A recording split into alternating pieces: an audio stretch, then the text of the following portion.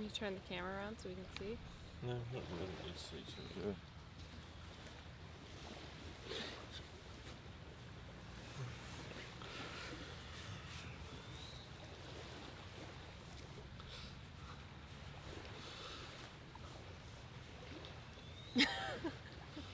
Welcome to another Andrew and Rebecca video.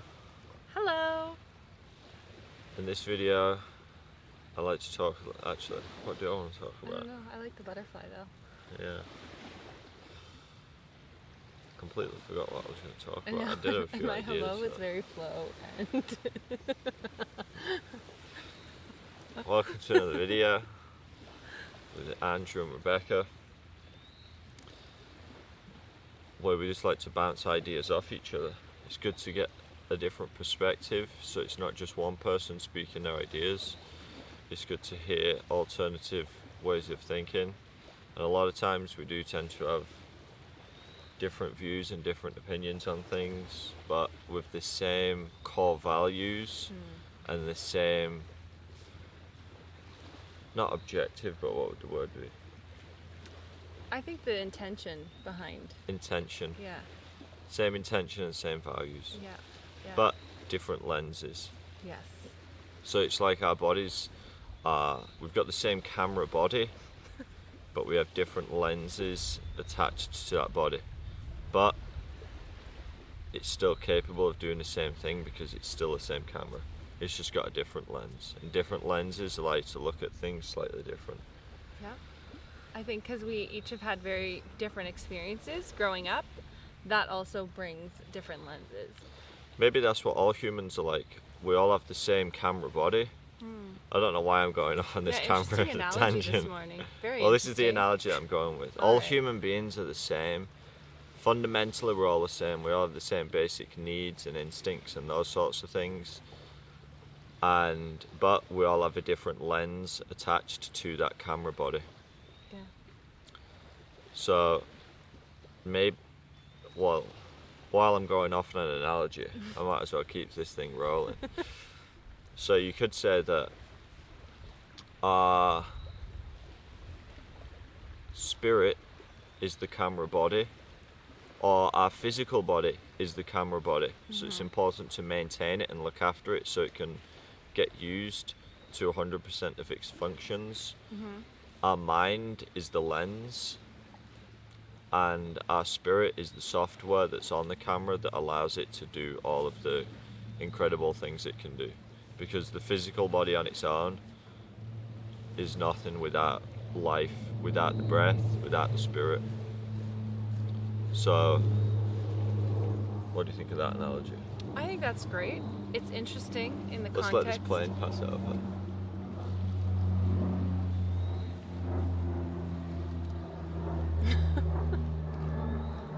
We always get planes passing over in this spot, but Yeah. suppose any spot there's going to be planes that pass over. Yeah.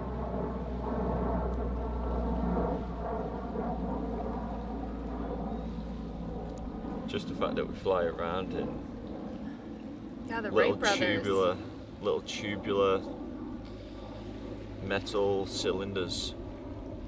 Yeah, and how far we've come from when the Wright brothers had this idea and decided, okay, let's try it. And threw caution to the wind and they took flight. So back to your analogy, I think it's interesting that you chose that, but also a reflection too of just how maybe we even view ourselves.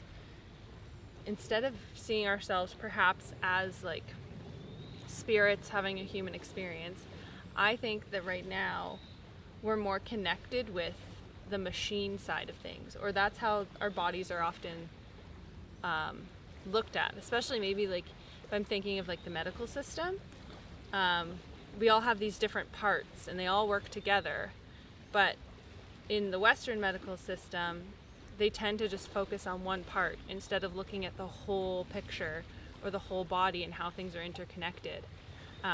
So I find that interesting that you're using like a piece of technology, kind of a machine in a sense, robotic if you will, to describe the human body instead of something that's more natural. Just an observation. Yeah, but I'm using that to describe the physical body. Mm-hmm. The physical body, in a way, is kind of like a machine. It's got Yeah. levers, and it's that thing where, you know, you pull the tendons and your fingers move around. It kind of is like a machine in a way. Mm-hmm. You know, you've got to keep, like, you don't have grease in your joints, but you have cartilage, which acts the same way Yep. to keep things And lubricated fluid and fluid. blood. So, but the difference between machines and humans is that humans have the spirit. Yeah. We have that human element to us. We're able to think for ourselves, for the most part. Mm-hmm. But we are very similar Yeah. in that sense, or just our physical bodies are. But I do agree. I'm not sure if this is where you was heading with that, but I do agree that modern science and modern medicine, we've taken this approach to human beings that we are kind of like machines, and we can chop them and dissect them, and that's how we're going to discover more about our soul. But no amount of chopping and dissecting a human being will get you any closer towards finding out about the human spirit and what Yeah. makes a human a human. Mm-hmm. Those things are beyond the physical material world, and that's kind of the approach we've taken in the last few hundred years. And by doing that, we dehumanize people. And that's something that I've noticed a lot. Is I learned about this when I was in school, and we learned about different sports, particularly hockey, where people wear masks, and by wearing a mask, or American football where people wear masks, by wearing masks it dehumanizes the opponent, so you're more likely to go in at 100% and try and hurt somebody, because you're not viewing that person as a human being. Because I played rugby, which is an English version of American football in a way, but we wouldn't be doing the same amount of tackles that they do, primarily because we had less padding. It's that principle where if you ever see videos of people who put those fat suits on, do you know those big fat suits where they're all padded? Yep. People just go absolutely nuts on each other, Yeah. because they're not seeing that person as a human. They're seeing them as though, well, we can do what we want to them because they're wearing this big fat suit. But that happens in all of society, particularly customer service jobs. Is we don't look at people in customer service jobs as human beings. We see them as whatever the thing is that they're representing. Yeah. I've seen it quite a lot. I very rarely go into the bank. I think that banks are, this is probably another talk I should do on my own, but I think that banks are probably one of the most ludicrous things that we've created, and are very controlling and have caused a lot of destruction in recent history without coming under any scrutiny or any kind of punishment. So the same patterns of recessions and giving people money when they shouldn't give money and causing the economy to crash, these things are going to keep repeating themselves because there's no consequences for when things do get sour, or when human greed, which is part of that human nature, which interferes with everything. There's no analysis or correcting when those things go a little bit too far. But so to go back to my example, Yes. because I got way off track there. That's okay. So we learned from the last time that we tend to both talk too much. So Yeah. at any point, if you want to talk, just give me a nudge. Yep. And at any point, if I want to talk, I'll give you a nudge. Okay, I like that. Okay. That's a more subtle and That's a more respectful subtle. way. Right now I'm listening, but thank you. So in banks, I very rarely go into the bank, but sometimes when it's necessary, I notice that sometimes if I'm standing in the line and I'm watching the people can get frustrated, or at insurance places or any kind of customer service job, people are frustrated at the bank itself. And I've done this in the past. I've noticed that I've become frustrated at the bank, but then there's a person that's right in front of you that is representing the bank, and it's easy to vent that frustration on that person, but that person is a human being. And quite often we don't see people as human beings and as though they have unique individual stories and they have their own life experience. They're not the thing that you're actually mad at. Yeah. So you can't take out your frustration on them.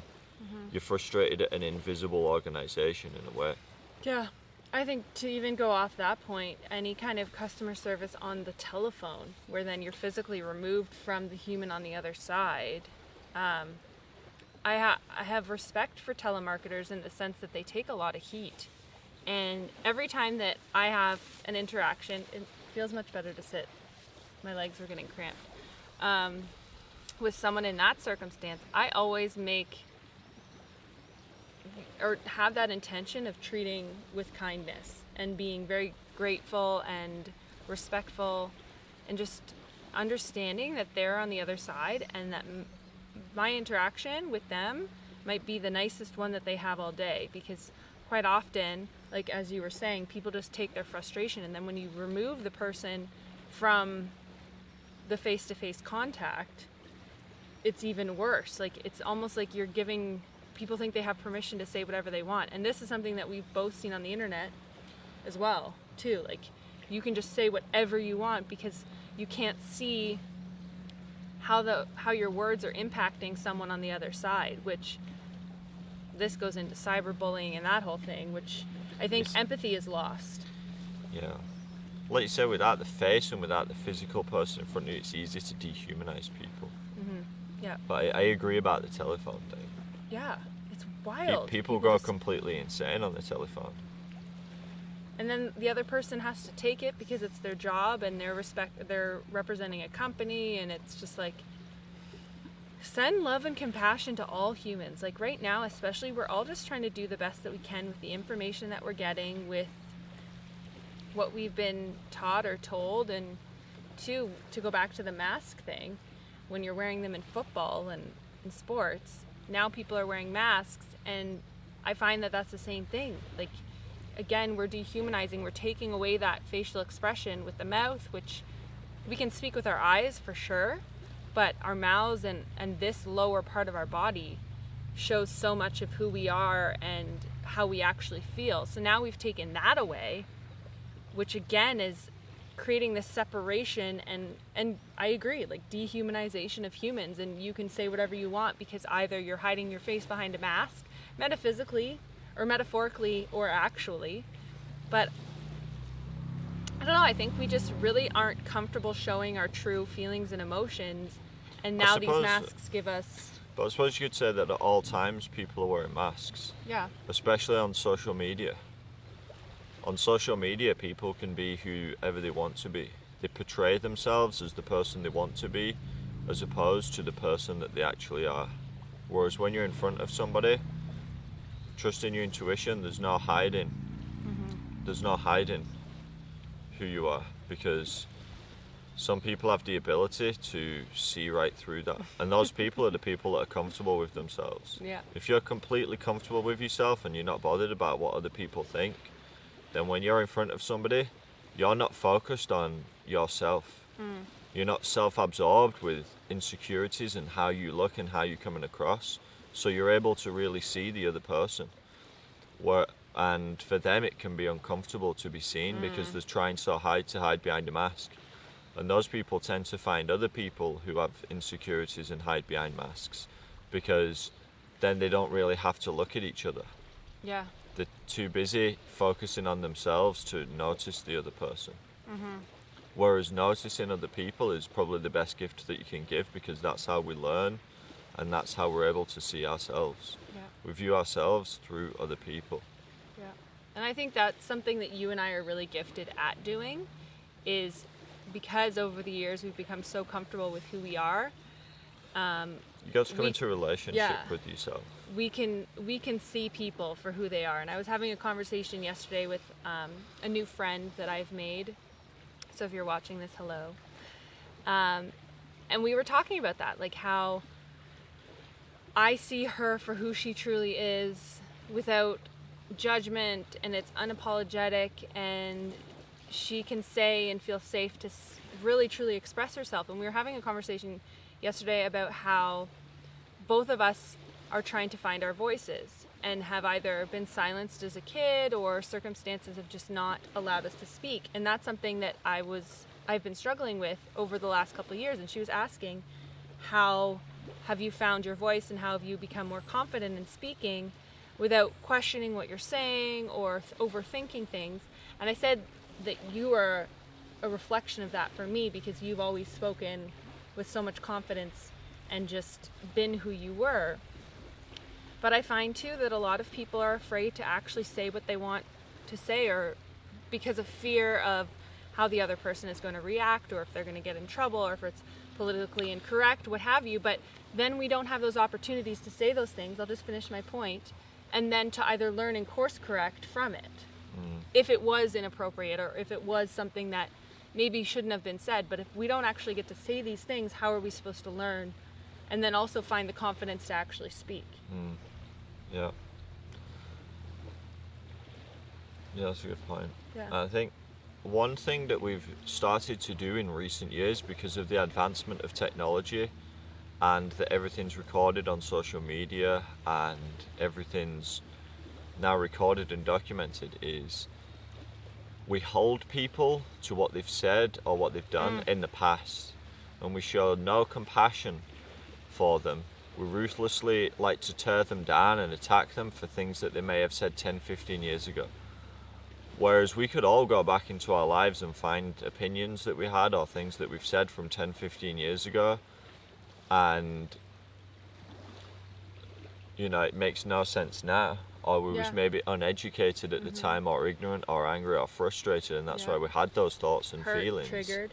Yeah, but to hold people to those opinions, and for the public to see that, wow, if you say something in 10 years' time that could come back and get you, it makes them afraid to speak, because what you say may then be used against you in the future, which I don't think that's healthy.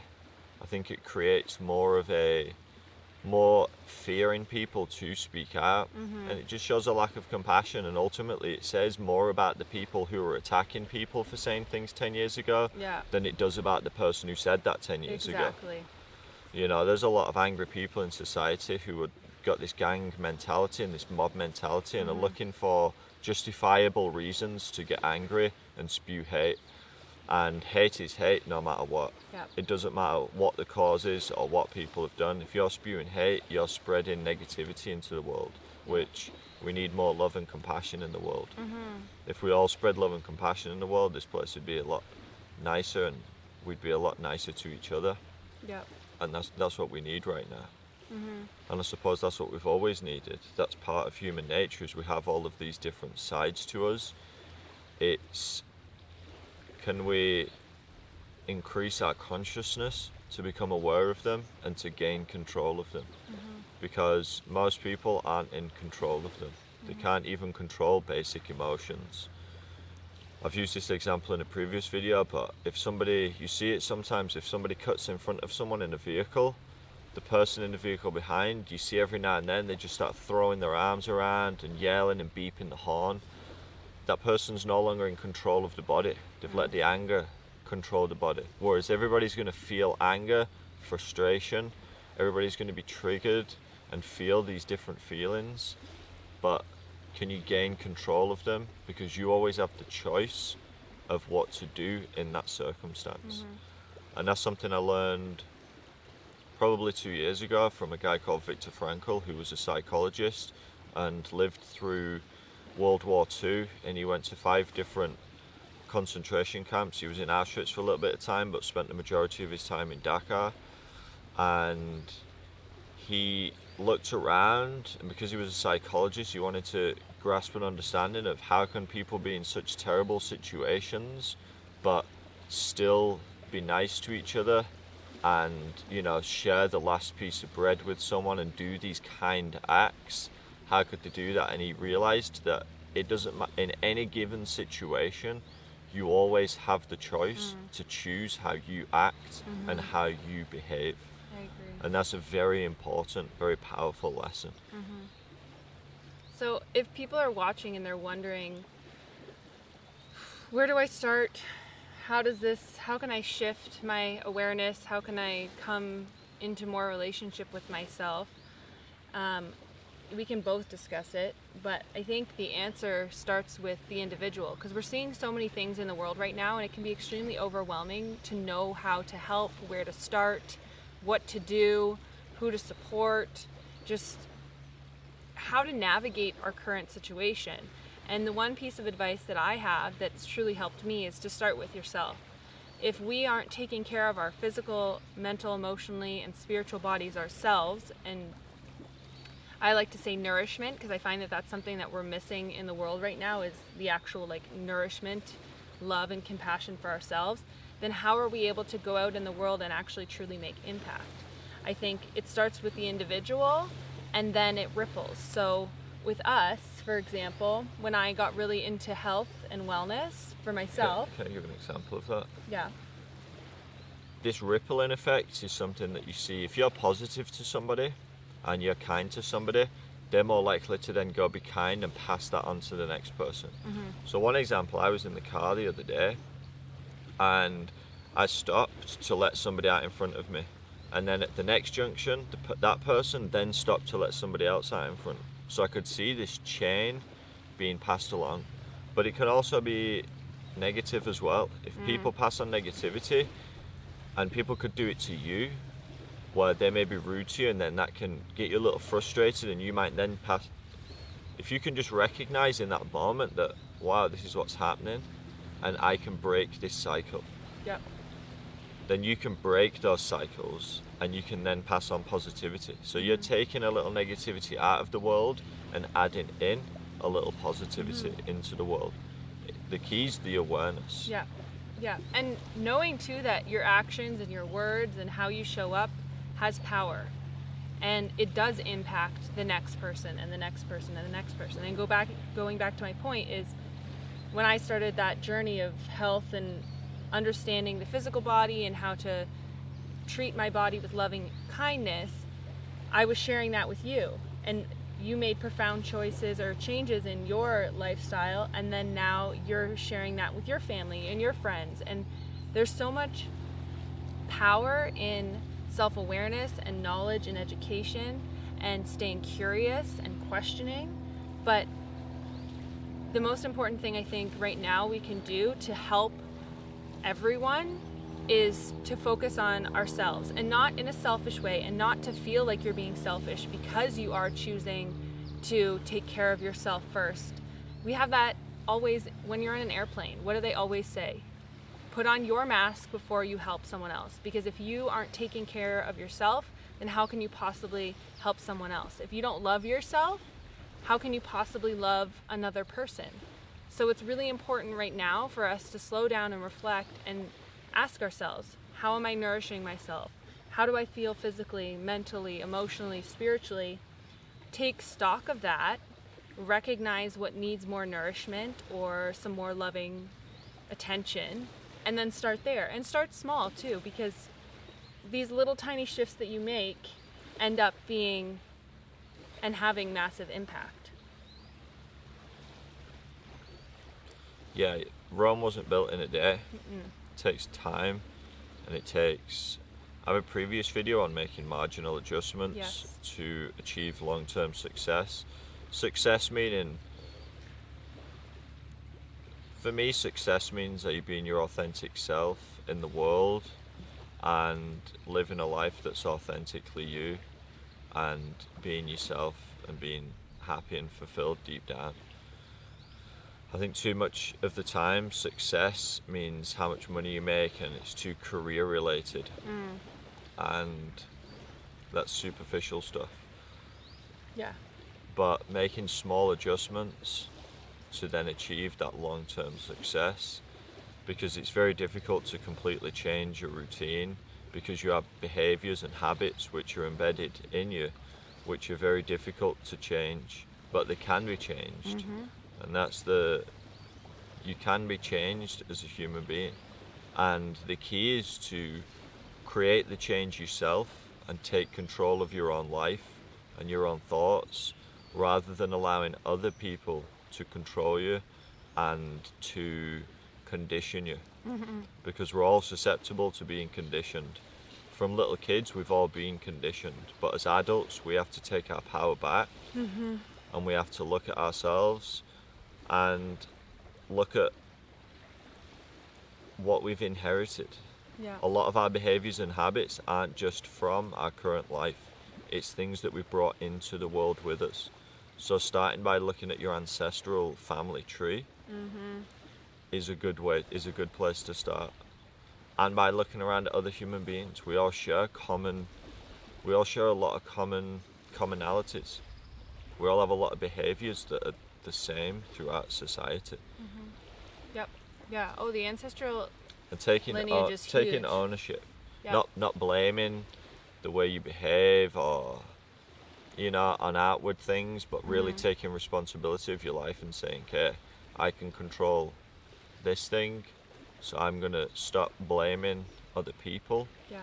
I'm gonna get out of this victim mentality. There's a lot of people in Yes. victim mentality, and it's very Yeah. unhealthy. Yeah. But getting out of this being a victim and getting into being a doer and a positive person of change who's taking responsibility of their own life. It's a powerful thing. Yeah. Your body and your mind and your spirit are all powerful things, and taking responsibility for them. A lot of people seem to have just checked out Yeah. and just said, you know what, this thing's a little too much for me. I'm going to check out, but those people are coming back again, Yeah. Yeah. And you're going to pass on that karma along the path. Yeah. Yeah. I So think might as well deal with it now. Because exactly. you're going to have to deal with it at some point. Exactly. And that's why we're here, to learn these lessons, to grow and to evolve. And if we just stay stuck, or we just succumb to our fears or our emotions or the negativity, or it's too hard or it's uncomfortable to change, because growth is uncomfortable. If you think about birth is one of the most, I think, is one of the most incredible things that happens in this world. It is uncomfortable.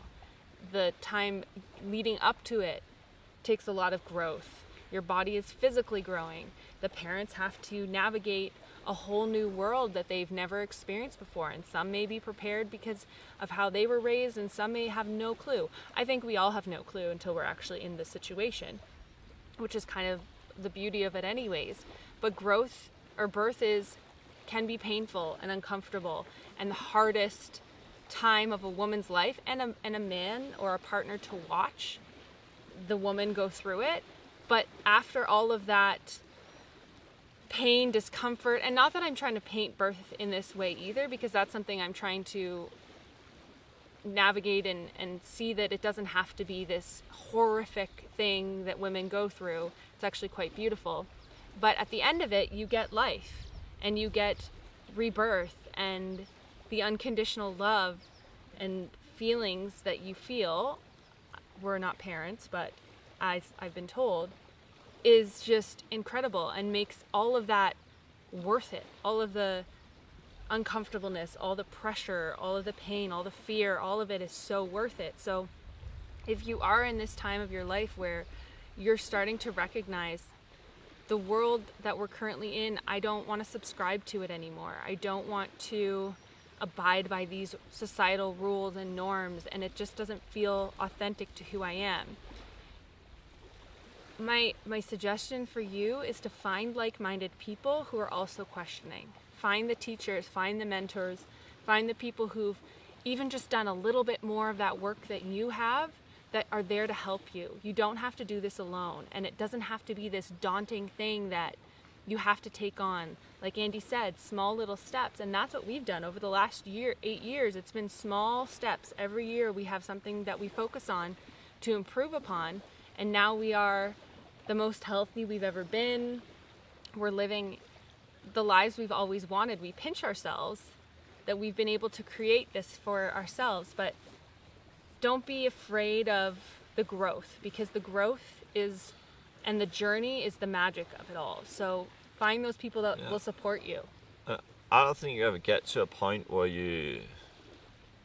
a goal that you're trying to reach. You're just on that journey, just trying to improve, trying to learn, trying to grow your consciousness every day and experience life. Yeah. Getting out into nature and connecting with nature, connecting to our environment. Yeah, it's the greatest teacher. Yeah. Nature is your greatest teacher, and you see the cycles of We are life and nature. death. We are nature. So, shall we wrap up Let's for wrap today? it up. Thank you for watching. If you enjoyed this conversation, or you feel like you want to share something that you took from it, or Weren't you're there many questioning, disagreements in no, this we video, didn't. did we? That was really good. I'm proud of us. Yeah, we could Just- still squeeze one in at No, the end. we don't need to. We can just comment below, and if you feel like someone would benefit from this, share. I know that's super cheesy, but the more Well, people we can help, the more we can actually raise the vibration of the planet. And just remember, you're not alone in this. Andy and I are here for you. We will hold space. We love having conversations and connecting. Well, right now, the people watching this are more so holding space for us, Yeah. are listening to us, giving us the opportunity to speak, Yes. or at least this little plastic cameras. But we appreciate that. We appreciate you giving us the opportunity. It helps us, and in return, we can go try and do our best in society and help other people and pass that along. Yeah, because we're here to help. That's our purpose, is to help people. And you help people by helping yourself. amen. And that's not taught to people when they're young. It's taught that it's selfish to think about yourself, put others first, think about others. But you have to put yourself first. You have to look after yourself. Yeah, and love yourself. Yeah. If you don't love yourself, then how can you love other people? Can I get an amen? RuPaul says that a lot on RuPaul's Drag Race. Okay, So so let's wrap this up. let's finish up. Thanks for watching, Thanks for watching. and we will see you next time. Bye. Bye. I really have to pee. That's why we wrapped it up.